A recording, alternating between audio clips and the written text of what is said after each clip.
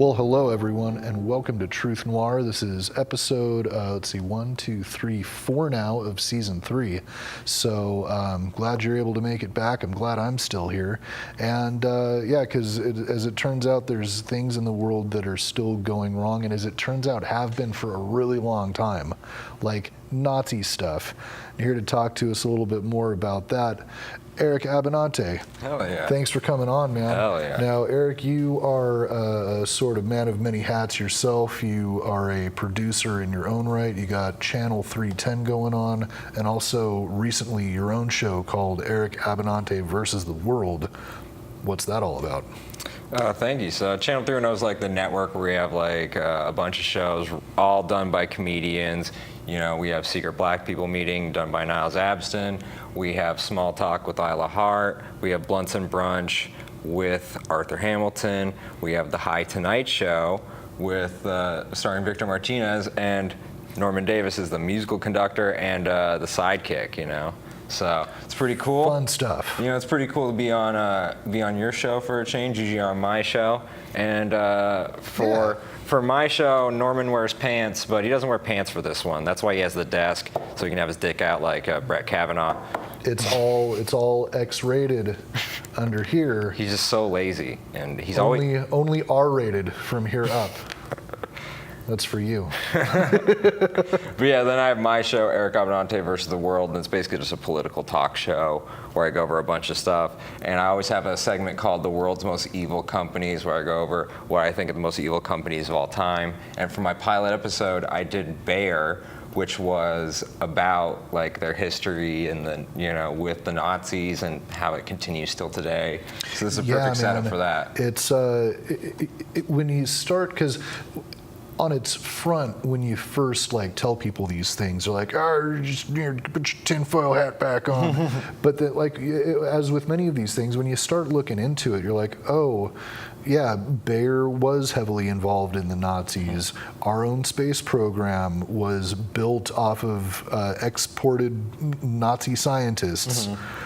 Volkswagen automobiles, like all of this stuff. And so yeah, I know you you were telling me you had a lot to say about it, and we got some photos and a couple of clips of your show. So yeah, man, let's get into it. Yeah, hell yeah. So Bayer aspirin? Well, it's funny because when you say like tinfoil hats and conspiracy theories, all of the evidence that was found is from the Nuremberg trial documents. So it's not like we're getting this from like Alexis Jones' website. Right. You know, this is stuff that the United States prosecutors found out. Yeah, this was like international tribunal. Yeah. So for a quick history lesson, Bayer back during World War I, World War II era was part of a conglomerate of companies known as IG Farben. And it was one of the 5 biggest of the conglomerate. They had done they were all chemical companies of various sorts, and Bayer invented aspirin and had huge sales, but they have a bunch of other stuff that they do. Yeah. You know, and IG Farben, the chief U.S. prosecutor said at Nuremberg trials, said was the primary reason for World War II, and World War II would have not happened without IG Farben, because IG Farben was the main financier of Hitler's rise to power. After World War I, we put these major war reparations on Germany, and the entire economy is just destroyed. Like their currency is completely inflated. Their country is in ruins. But the one set of companies that did really well when everyone was poor and sick were chemical companies. That's the perfect time for everything to happen. Everyone's sick. Yeah. Everyone needs medicine. Chemicals and munitions. Yeah. And so IG Farben, this conglomerate of chemical companies, before even Hitler rose to power, they got together and they said, we want to dominate the European chemical industry and then the world's chemical industry. And it's a very similar doctrine to Hitler, and it's very interesting. You see this with politicians, corrupt politicians, kind of like Ronald Reagan, for instance. Like, the interests of the richest people in his country somehow became the interests of him. Yeah, and that's his political platform. Yeah, the protected stewards of industry. And so Mein Kampf is really, a lot of those ideas are borrowed from these huge leaders of industry in Germany. And so you find that most of the guys at IG Farben, the executives, they were the biggest influence on Hitler. They were the biggest contributors to his campaign and then his rise to power. And so in return, what did Hitler do? He said, you can build these large industrial complexes for slave labor once we get the war started. And we know those as concentration camps now. Right. Like, that's really, people think of them as for killing. The main purpose was slave labor. For instance, Yep. the Auschwitz factory, the Auschwitz concentration camp was built there because it was connected via railway to the Bayer factory that was also in Auschwitz. So concentration camp slaves built the Bayer factory and then the concentration camp where they most likely died at. And Bayer profited immensely off of this, and so did the rest of the companies at IG. Yeah, well, I mean, you're working people to death. That solves your population problem for certain concerned individuals, and then you pay nothing for their labor. So what would happen was they would have a deal with Hitler. They would pay like 200 to 300 Reichsmarks per slave, which is like nothing. Yeah, at the time. for a slave for the rest of their lives, and and it's an inflated currency, and That's probably like less than $1 or something, yeah, right, for someone's life. it's really, like, it's disgusting to even think about. And then you look at the products that IG Farben and Bayer made, and they have foundations of medicines and other things that we still use today. For instance, like, it's really interesting. So Zyklon B was one of the major IG Farben products. Zyklon B was actually an insecticide that was widely used throughout Europe, kind of like Roundup. And then what happened was, one day Nazis were handling some of that product, and then it spilled, and then it killed those people, and they got the idea, oh, we can use this as a nerve gas for war. And then they started, what happened was, concentration camp slaves were making Zyklon B. They were making Zyklon B in the Bayer factory at Auschwitz, and then it would be sold to Hitler. Hitler would then use that gas to kill the very same people who made that stuff. I mean, and so it's just like, it's crazy to think about. And I mean, when you think about a business model like that, I mean, and like, that's kind of just what capitalism is. I mean, they're not outright killing people anymore, but it's a similar sort of slavery where you just piss your life away. Someone owns you. It's like the old coal mining towns.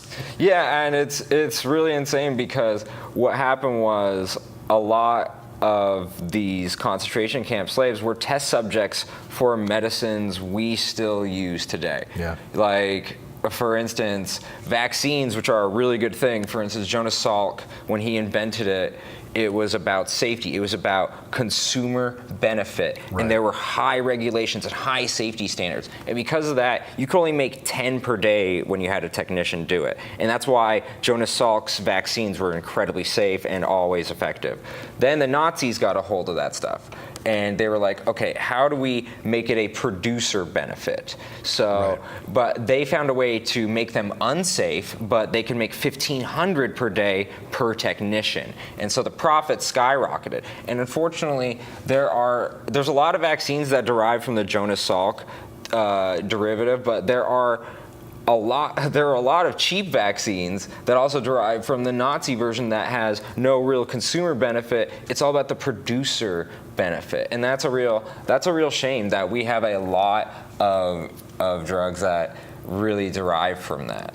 You know? Yeah, well, and we were talking about it earlier, like this whole pro-vaxxer and anti-vaxxer debate are missing the point that, like, yes, vaccines have been proven in the past to have this great humanitarian benefit. And still now, if depending on the preservatives. Exactly. You know? But if you are putting a bunch of garbage in it, Like mercury. yeah, as you know, whatever, like your preservatives or things that many people are allergic to, and then you also increase the frequency of those vaccinations in children and at a younger age. Because I mean, I remember when I was a little kid, I think I maybe had like 10 vaccines over the course of my childhood, like by the time I was like 12 or something like that. And now I think it's up to like 40 or 50 if you count all of the boosters, and they've lowered the age that they start administering them, and they've increased the upper age when they stop. And it's like, and then also, yeah, if you're making them with the cheapest effective product possible, like, yeah, mercury is a preservative, but it'll also it'll cause brain damage, and it'll have all these other negative side effects. Like, that's Yeah, that's what we're that's what we're getting at earlier. The mercury is a producer benefit thing, not a consumer benefit thing. Right. So the reason why mercury is done is because it's a cheaper preservative. So it's more profitable for the producers to use this as a preservative, but it is tenuously safe, because they've done the studies that were done on how much mercury would be an overexposure, like, of that neurotoxin, were done on Holocaust victims, which are mostly Jews of Eastern European descent. And they found that, for instance, African American males, much more susceptible to the mercury in these shots than, you know, and that's the problem. A lot of this research was unethical. But how could they do it? They did it on Holocaust victims who could not consent.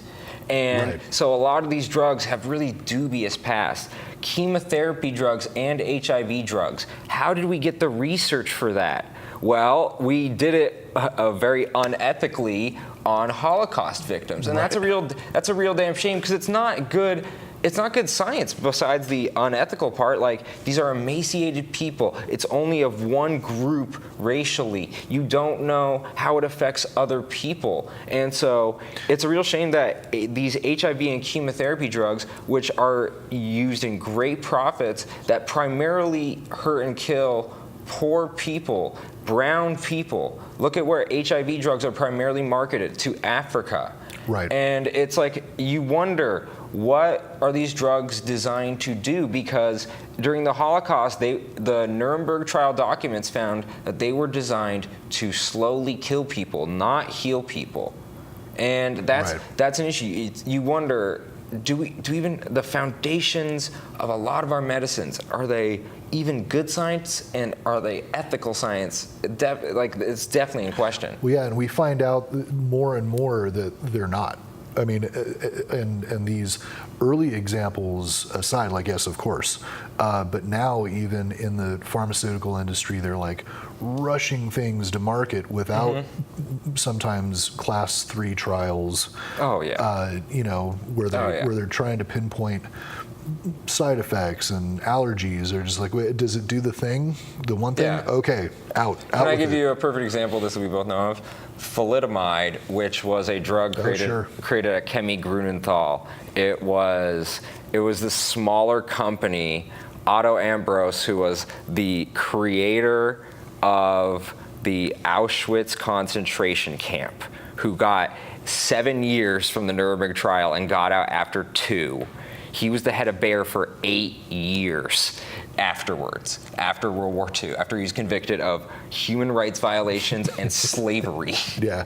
He was convicted of mass murder, and he got 7 years. The Holocaust lasted 8 years. Right. He got a sentence of mass murder that was shorter than the period of mass murder. Mass murder. Like, that's how easy this guy got off. Anyways, he went before he could go to Bayer and like all these bigger companies, he had to take a smaller job. So he went to this company, Chemie Grunenthal, and they needed a new product to make money to compete with companies like Bayer, who had aspirin that cornered the German market. Right. And so they created this drug called thalidomide, and it basically got you high, and it was a pain reliever.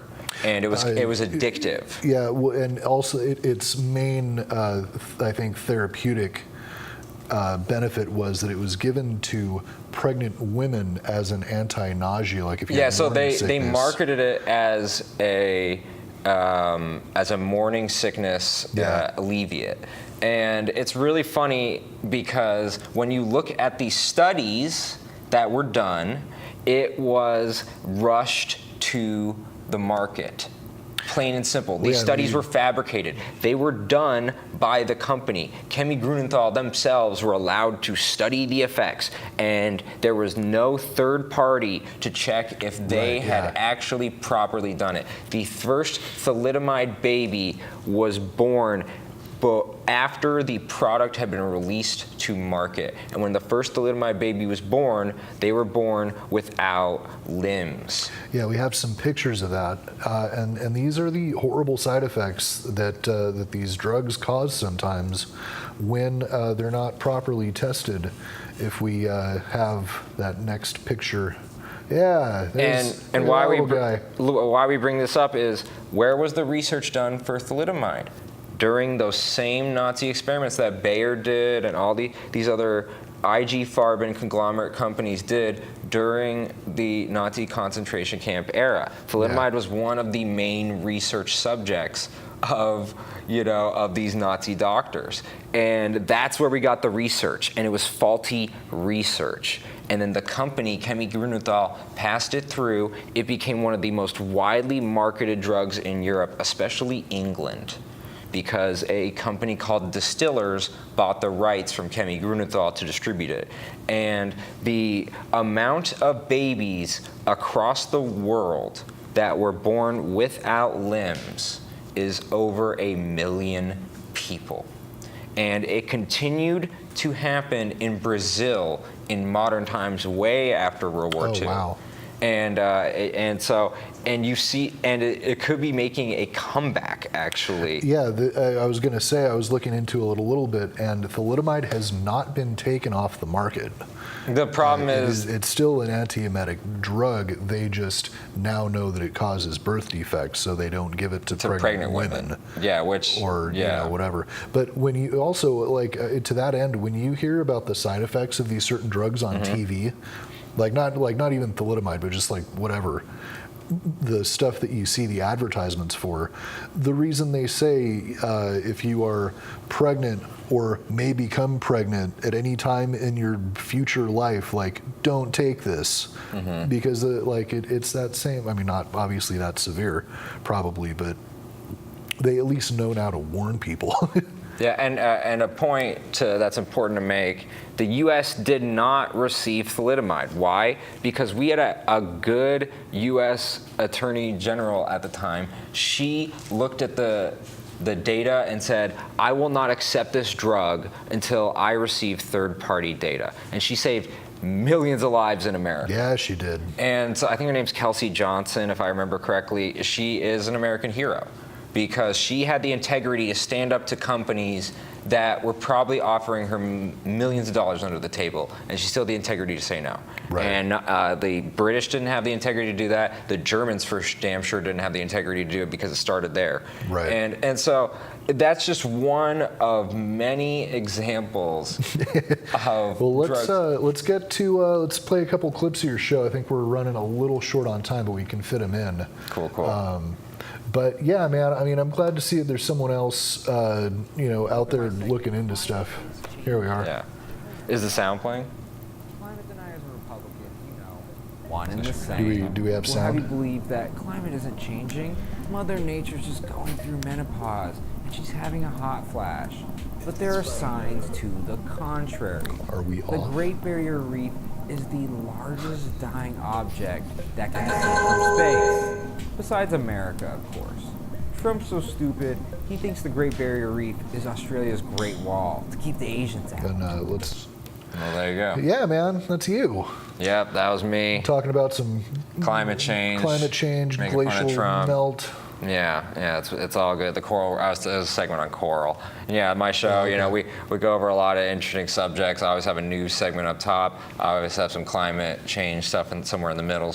I make fun of sports, like I made fun of the Colin Kaepernick thing. You know, I've had, and then at near the end, we have that segment where I make fun of the world's most evil companies of all time, and Bear's one of my subjects. And actually, Kemi Grunenthal is coming up for my fans. Kemi Grunenthal, the thalidomide Cool. whole thing is coming up. So yeah.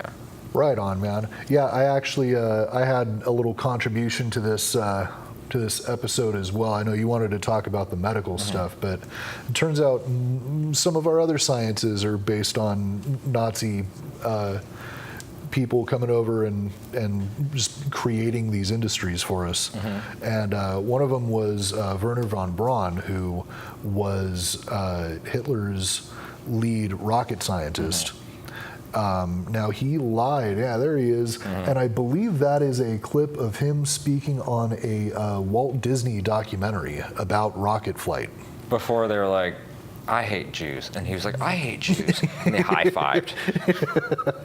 But yeah, he actually, now a lot of these people came over under the auspice of Operation Paperclip, and they had their records scrubbed, and they were given passports and relocated, and they were just like, here, just make our rockets or whatever else.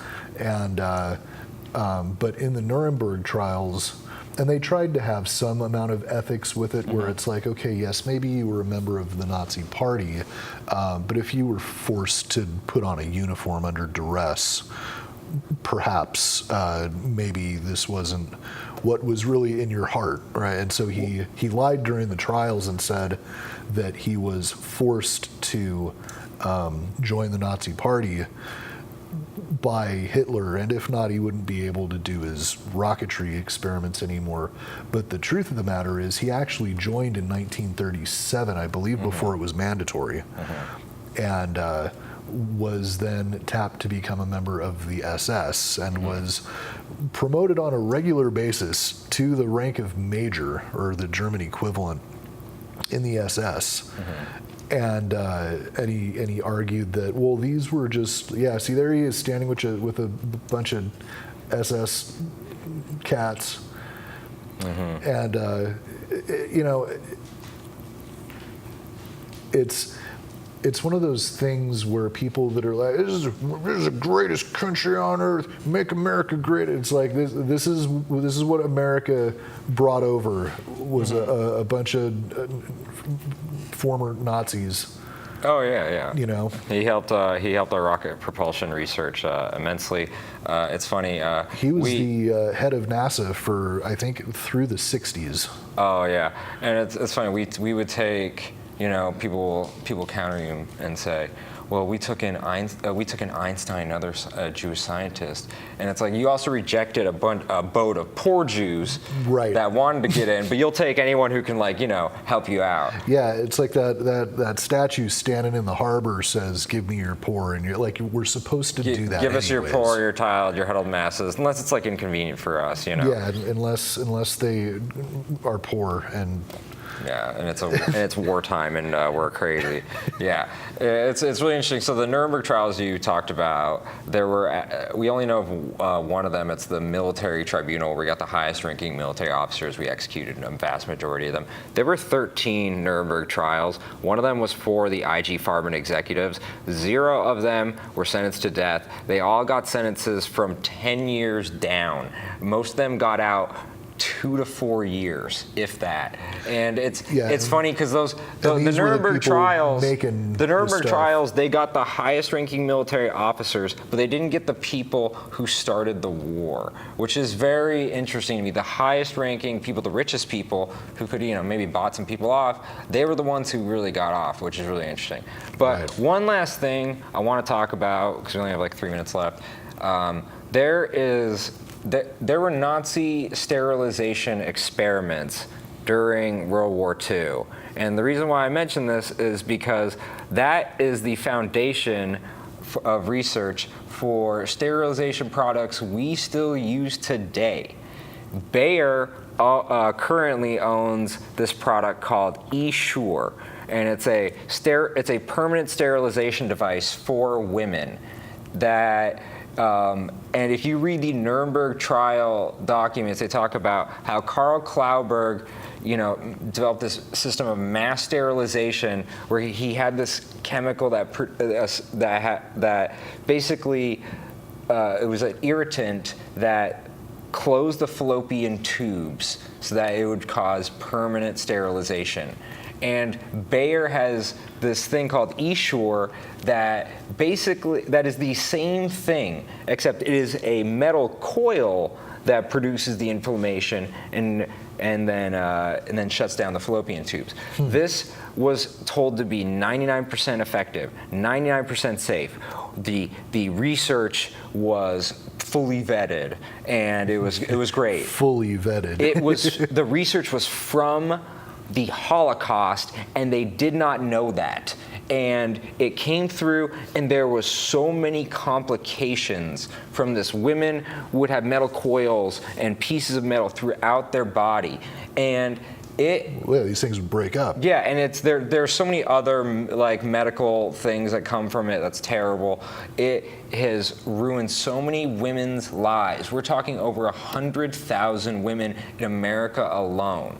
And guess what? It is you can still get this till the end of the year in the American market.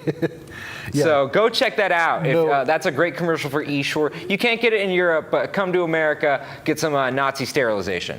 Yeah, and it's one of those, it's voluntary, but all of these things hinge on someone deciding that it's not voluntary anymore. Mm-hmm. And the fact that these things are in place, they are, you don't want to have kids, fine, but these things that are detrimental to your health, it's not just accomplishing the thing. There's horrible side effects to these medications, and it's pretty unethical.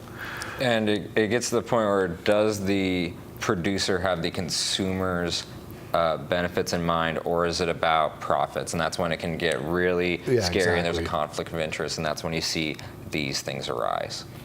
Yeah, and that research also has the cost versus detriment, the cost analysis of, what can we get away with and still keep profits at maximum? It disgusts the hell out of me, man. But thank you for coming on and talking to me. Thank you so much. I really admire you. This is a cool ass show. Yeah, man. And let's trade notes, dude. If you want to come on and talk about some more stuff, let me know. Yeah, and he'll be on my show. Yeah, we'll keep you posted. Anyways, you guys, thank you for tuning in. We are out of time, so we'll catch you next time. And the hell's my closing line? Wherever you're going, get there safe. Bye. See ya. He usually plays the guitar on the way out.